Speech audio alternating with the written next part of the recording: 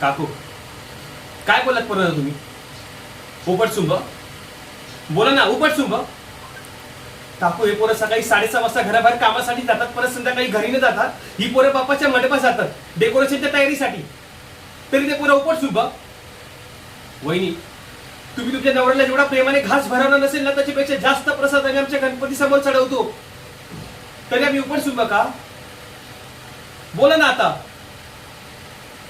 वहिनी, तुम्ही तुमच्या पोराची शाळेतून येताना तेवढी वाट नसेल बघा ना, त्याच्यापेक्षा जास्त वाट आम्ही आमच्या गणपतीची बघत असतो, तरी आम्ही उपटसुंब का?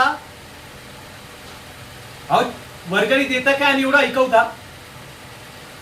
आणि काय बोललात तुम्ही? वर्गणी घेता काय, दारू पिता काय, पार्ट? काकू, क्वार्टरचे भाव तरी माहित आहेत का तुम्हाला? माहित आहेत का?